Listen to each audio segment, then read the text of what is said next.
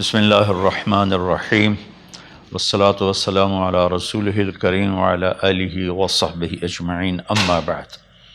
میرے محترم بھائیوں، بہنوں، بچوں، بچیوں، عزیزوں، جاننے والے، نہ جاننے والے، السلام علیکم ورحمۃ اللہ وبرکاتہ۔ کچھ دنوں سے میں قرآن سے اللہ کی پسندیدہ ہستیاں کون ہیں، کہ اللہ کس کو پسند کرتا ہے، ولی دوست کو کہتے ہیں۔ تو اللہ کا دوست کون ہے؟ وہ یہ کوئی وراثتی چیز نہیں ہے کہ ایک بڑے اولیاء اللہ تھے تو اب ان کا بیٹا بھی انہی جیسا ہوگا۔ ہمارے یہاں وراثت چلتی ہے کہ بڑے بزرگ کا بیٹا بھی بزرگ بن جاتا ہے، چاہے وہ کلین شیو ہو، وہ لوگ اس کے پاؤں چوم رہے ہوتے ہیں، جہالت ہے۔ تو آج میں تھوڑا سا سورہ بنی اسرائیل ہے، اس میں بھی سارے اخلاق بیان ہوئے۔ میرے بھائی بہنوں، ایمان لانے کے بعد انسان بنتا ہے، اور اس کے بعد اس کی قیمت، اس کا بڑا پن، اس کی وجاہت، اس کی شرافت، وہ پیسوں سے نہیں ہوتی۔ پیسوں سے انسان مالدار تو ہو جاتا ہے، بڑا نہیں بنتا، بڑا نہیں بنتا۔ ہمارا علم غلط ہو گیا۔ بڑا بڑا بندہ جے بولدیاں 3 ملن یہ 200 مربع، یہ نوابہ فلانا ہے، نوابہ فلانا ہے۔ میرے بھائیو، یہ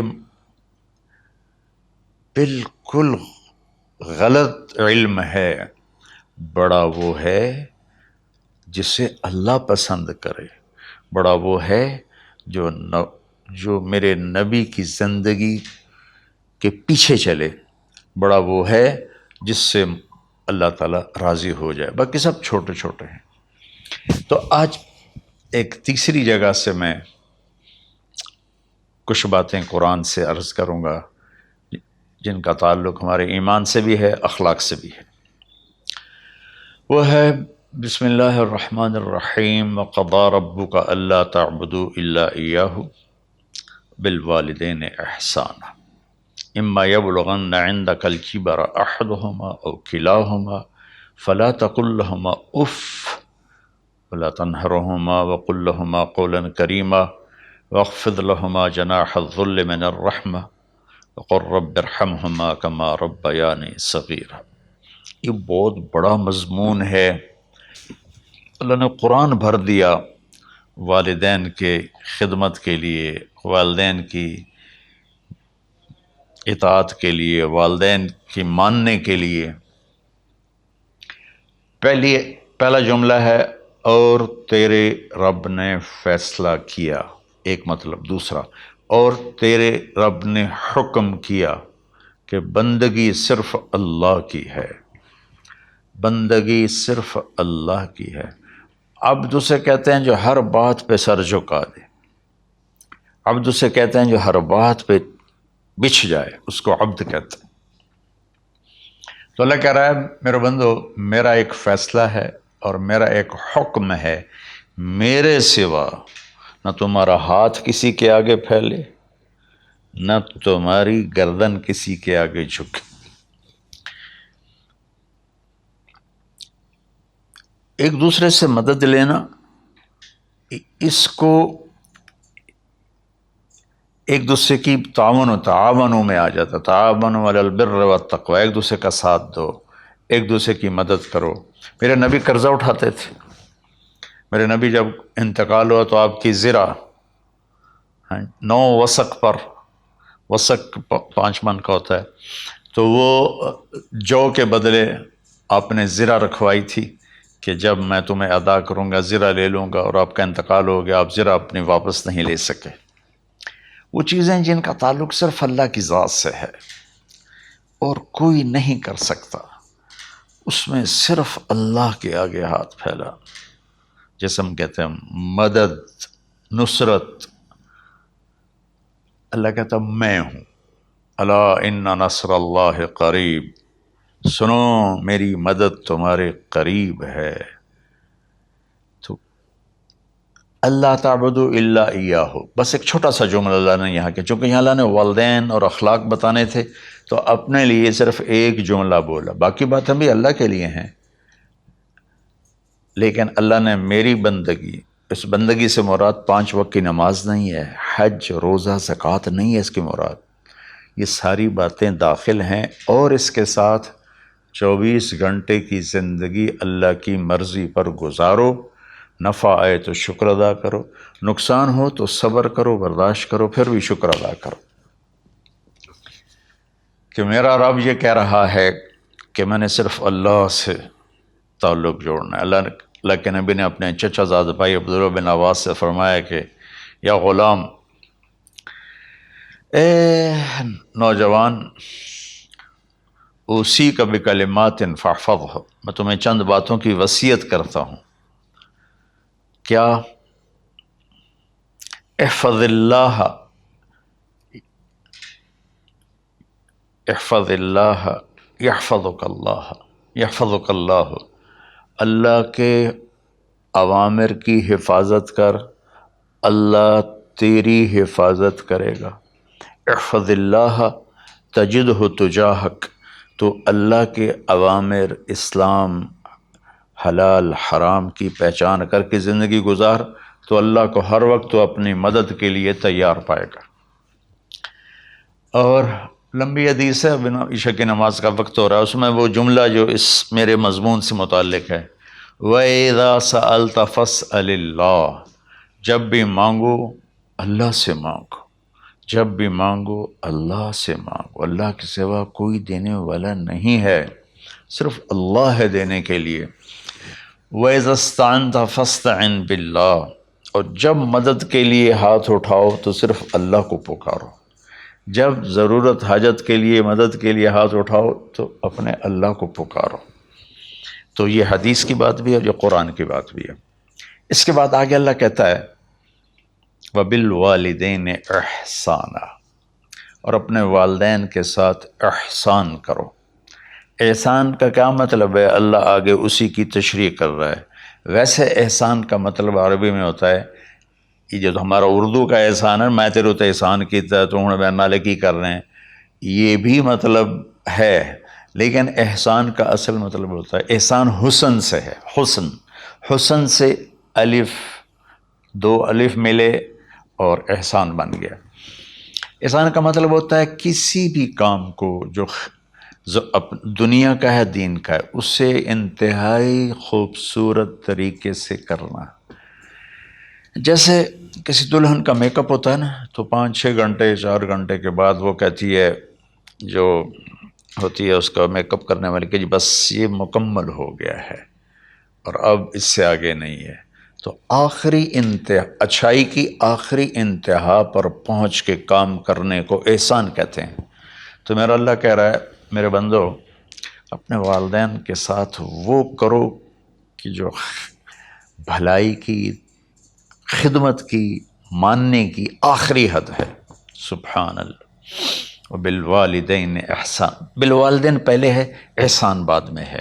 اللہ تعالیٰ نے باقی سب کو پیچھے کر کے فرمایا کہ دیکھو خاص طور پہ ماں باپ کے ساتھ وہ رویہ کرو کہ ان کے دل سے دعائیں نکلیں۔ چند دن پہلے ایک والد یوں ہاتھ اٹھا کے کہہ رہا تھا اپنے بیٹے، اکلوتا بیٹا، میں منگنا اللہ کو لو، اللہ تینوں چاہ لوے۔ باپ بیٹے کے لیے یہ دعا مانگ رہا تھا اور بیٹا اکیلا ہے، یہ بد دعا باپ کر رہا تھا۔ تو بھائیو، ایسی اولاد نہ بنو جس ماں نے پیٹ میں 9 مہینے اٹھایا، پھر جننے کی تکلیف برداشت کی۔ ایک شخص آیا حضرت عبید بن عمیر کے پاس کہ حضرت میں نے ماں کو اپنے کندھے پہ بٹھا کے پیدل حج کرایا ہے، مینا لے گیا، عرفات لے گیا، مزدلفہ، پھر مینا، پھر مکہ، تو کیا میں نے ماں کا حق ادا کر دیا؟ انہوں نے فرمایا ولا طلقۃ واحدہ، بیٹا ابھی ایک طلقہ کا حق بھی ادا نہیں ہو۔ طلقہ کسے کہتے ہیں؟ جب بچہ پیدا ہونے کا وقت آتا ہے تو ماں کو دردوں کی لہریں اٹھتی ہیں، وہ اتنی خوفناک ہوتی ہیں کہ ماں چیخ چیخ کے رہ جاتی ہے، اور بعض اوقات ڈلیوری لیٹ ہو جاتی ہے تو وہ تڑپتی ہے، روتی ہے۔ وہ جو لہریں ہیں نا پیٹ میں آتی ہیں جاتی ہیں، آتی ہیں جاتی ہیں، ایک لہر جو درد کی اٹھتی ہے اس کو کہتے ہیں طلقہ۔ میں قربان جاؤں، انہوں نے فرمایا بیٹا ابھی تیری ماں نے جو تجھے جنا تھا اس وقت جو تجھے درد، تیری ماں نے درد کی لہریں برداشت کی تھیں، اس میں سے ایک لہر کا بھی حق ادا نہیں ہوا، یعنی کہ حق ادا ہو ہی نہیں سکتا۔ یہ مطلب کہ حق ادا ہو ہی نہیں سکتا، کہ بیٹا ابھی ایک کا بھی نہیں۔ پھر حضرت عبداللہ بن عمر سے ایک شخص نے پوچھا کہ اچھا یہ جو آدمی تھا یہ خراسان، یہ ایران میں ہے اور افغانستان میں، یہاں سے ماں کو پیدل کندھے پہ بٹھا کے مکے پہنچا تھا، اندازہ لگا اس نے کتنی مشقت اٹھائی۔ اور عبید اللہ بن عمیر کہتے ہیں بیٹا ابھی ایک لہر کا حق ادا نہیں ہوا۔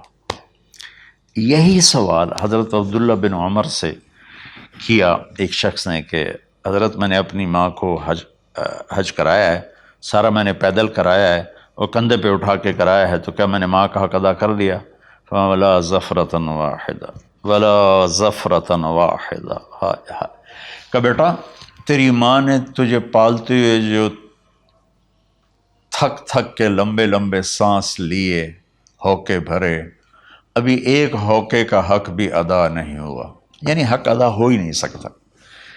تو احسان کے آگے تشریح آ رہی ہے۔ تو آج میں صرف اتنی بات کروں گا کہ میرے بھائیوں، میری بہنوں، میرے بچوں، میری بچیوں، اللہ کے واسطے ماں باپ کو دکھ نہ دینا ورنہ اللہ بھی ناراض ہو جائے گا۔ چند دن پہلے ایک بچہ بچی میرے پاس آئے، دونوں میڈیکل سٹوڈنٹ تھے، کہنے کہ ہم شادی کرنا چاہتے ہیں۔ تو بچی نے کہا جی میرے والدین ناراض ہیں، وہ نہیں، اس رشتے پر راضی نہیں ہیں۔ تو میرے باپ کہتے ہیں اگر تو نے یہاں رشتہ کیا تو تیری میری ایک درمیان ایک خط آئے، کھچ جائے گا خلیج، ہم اس پار نہیں آئیں گے تو اس پار نہیں آئے گی۔ میں نے کہا بیٹی جس ماں نے تجھے 9 مہینے پیٹ میں پالا، 2 سال تجھے دودھ پلایا، تیری پوٹیاں پیشاب صاف کیا، تجھے پیمپر باندھے، تجھے اٹھ اٹھ کے راتوں کو اپنی چھاتی سے دودھ پلایا، کیا اب اس کا اتنا بھی حق نہیں کہ تم اس کی رائے کا احترام کرو؟ اتنا بھی حق نہیں ہے؟ تو میں نے کہا بیٹا میری کوئی رائے نہیں ہے، تو اگر تیرے ماں باپ راضی ہیں تو بسم اللہ ضرور کر، اگر راضی نہیں ہیں تو دیکھو موت تک تجھے ماں باپ کی دعا نہیں ملے گی، اور ماں باپ کی دعا نہ ملی تو کچھ بھی نہیں ملے گا۔ تو بھائیو دوستو، خاص طور پر آج کے کالج کے نوجوان بچے بچیاں یہ ماں باپ کے ساتھ بہت بدتمیزی کرتے ہیں، چونکہ اس میں والدین کا پہلا قصور ہے کہ انہوں نے ان کو دین نہیں سکھایا۔ بچپن میں انگلش میڈیم سکول، پھر او لیول، پھر اے لیول، تو انہیں کیا پتہ ماں کون ہے باپ کون ہے۔ ایک پرانی بات ہے، ایک شخص اپنے بیٹے کو لے کر آیا کہ یہ میرا بچہ ہے اور یہ فلاں جگہ شادی کرنا چاہتا ہے اور ہم میں سے کسی کی رائے نہیں ہے اور یہ مانتا نہیں ہے، اور اس کے ساتھ اس نے دھاڑے مار کے رونا شروع کیا۔ تو میں نے بچے کو دیکھا تو یوں کر کے بیٹھا تھا، اس کا باپ رو رہا ہے، ہچ کیوں تو ایسے بیٹھا ہو۔ تو مجھے اچانک خیال آیا، میں نے کہا شیخ صاحب اس کو کہاں پڑھایا تھا؟ کہا جی امریکن اسکول۔ اس کے بعد آسٹریلیا بھیجا تھا مزید تعلیم کے لیے۔ ان کے شیخ صاحب اس بچے کا کوئی قصور نہیں، آپ کا قصور ہے، اس کو تو پتہ ہی نہیں میری ماں کیا ہے میرا باپ کیا ہے۔ ایک ہماری تہذیب تھی وہ ختم ہو گئی ہے، اس میں علم نہیں بھی تھا تو ماں باپ کا۔ میں نے اپنی آنکھوں سے دیکھا، میں نے اپنے دادا کو دیکھا لیکن میں یاد نہیں، لیکن جو میرے دادا کے چھوٹے بھائی تھے ان کو میں سنبھلتا ہوں، ان کو میں نے دیکھا ہے، 3ری 4تھی جماعت تک میں تھا۔ 61 میں ان کا انتقال ہوا، میری 9 سال عمر تھی، تو 8 سال۔ ان کے بیٹے جوان تھے، اور ڈیرے میں جب وہ بیٹھتے تھے تو ان کے بچے ان کے سامنے نہیں بیٹھتے تھے، ان کی پیٹھ کے پیچھے بیٹھتے تھے۔ اتنا ادب تھا، حالانکہ چاروں کے چاروں دین نہیں جانتے تھے، تہذیب تھی، ثقافت تھی، جو آج کی تہذیب نے ہم سے سب کچھ چھین لیا۔ اب بھی آپ جاؤ بیٹا تھر پارکر میں گیا ہوں 2-3 دفعہ، اور وہاں مسلمان نہیں، ہندو عورتیں جب گاڑی گزرتی ہے تو گھونگھٹ کو نیچے کر لیتی ہیں، اپنا چہرے کو فوراً چھپا لیتی ہیں۔ تو خیر بہرحال میں نے کہا شیخ صاحب اس بچے کا قصور نہیں، آپ کا قصور ہے۔ تو میرے بچوں، اپنے ماں باپ کو خوش کرو، راضی کرو، ان کا راضی ہونا اللہ کی رضا ہے۔ میں اس کی تفصیل انشاءاللہ آگے بتاؤں گا، آج میں صرف اتنا ہی میں نے تمہید باندھی ہے کہ ماں باپ کا کیا مقام ہے، ان کی کیا عزت ہے۔ ایک شخص آیا، یا رسول اللہ میرا باپ میرے پوچھے بغیر میرا مال خرچ کر لیتا ہے۔ آپ نے کہا بلاؤ، چونکہ بچے کا ذاتی مال اگر ہو تو شرع کے لحاظ سے باپ پوچھ کے استعمال کرے، بغیر پوچھے استعمال نہ کرے۔ جب اسے پتہ چلا کہ میرے بیٹے نے شکایت کی ہے، تو عرب کی شاعری تو مشہور تھی، انہیں دل دل میں کچھ اشعار پڑھے۔ جو آیا تو جبریل پہلے آ گئے، یا رسول اللہ، اللہ تعالیٰ کہہ رہے ہیں آپ اس سے پوچھیں وہ شعر بتاؤ جو تیرے کانوں نے تو نہیں سنے، تیرے دل میں آئے تھے اور اللہ نے سن لیے۔ تو اللہ کے نبی نے فرمایا بھائی تیرا انشاءاللہ کیس سنتے ہیں، لیکن پہلے وہ شعر سناؤ جو تم نے تو نہیں کہے زبان سے پر اللہ نے سن لیے ہیں۔ تو پھر اس نے وہ اشعار پڑھے، اور اس کے آگے کیا ہوا یہ میں انشاءاللہ اگلے کلپ میں بتاؤں گا کہ باپ کا کیا مقام ہے، ماں کا کیا مقام ہے۔ السلام علیکم ورحمۃ اللہ۔